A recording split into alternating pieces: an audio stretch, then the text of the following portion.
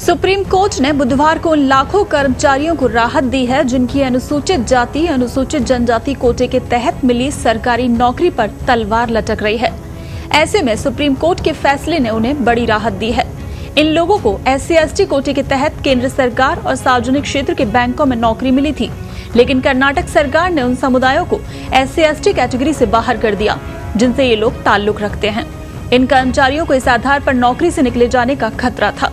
Karnataka high court के आदेश पर इन लोगों के एम्प्लॉयर्स ने कारण बताओ नोटिस जारी करके इनसे ये भी पूछा था कि उनकी सेवाएं क्यों बंद नहीं की जानी चाहिए।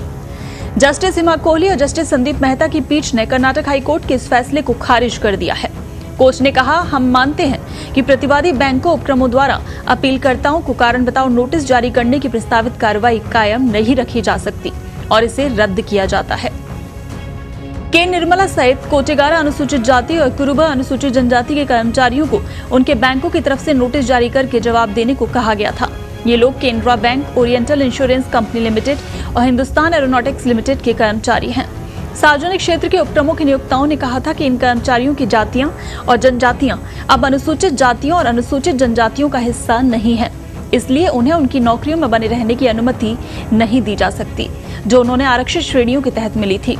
कई याचिकाओं पर निर्णय करते हुए सुप्रीम कोर्ट ने कहा कि इनमें आम बात यह है कि क्या कोई व्यक्ति जो कर्नाटक में अनुसूचित जाति या अनुसूचित जनजाति प्रमाण पत्र के आधार पर किसी राष्ट्रीयकृत बैंक या भारत सरकार के उपक्रम में सेवा में शामिल हुआ हो, राज्य की ओर से उस जाति या जनजाति को सूची से हटा दिए जाने के बाद भी अपने पद पर बने रहने का हकदार होगा। बेंच ने कहा कि हम इस निष्कर्ष पर पहुंचे हैं कि अपीलकर्ता 29 मार्च 2003 के सरकारी परिपत्र के आधार पर अपनी सेवाओं की सुरक्षा के हकदार हैं। कर्नाटक सरकार द्वारा 29 मार्च 2003 को जारी परिपत्र में विशेष रूप से विभिन्न जातियों को संरक्षण प्रदान किया गया, जिनमें वो जातियां भी शामिल थीं जिन्हें 11 मार्च 2002 के पूर्व सरकारी परिपत्र में शामिल नहीं किया गया था। सुप्रीम कोर्ट ने कहा कि वित्त मंत्रालय ने अगस्त 2005 के एक पत्र में संबंधित बैंक कर्मचारियों को सुरक्षा कवच प्रदान किया था और उन्हें विभागीय और आपराधिक कार्रवाई से बचाया था।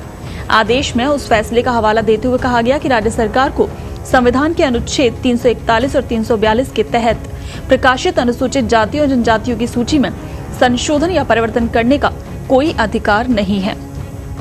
कोर्ट ने कहा कि इस बात पर कोई विवाद नहीं है कि अपीलकर्ता कर्मचारियों ने कानून की उचित प्रक्रिया का पालन करके अपने SC और ST प्रमाण पत्र प्राप्त किए थे।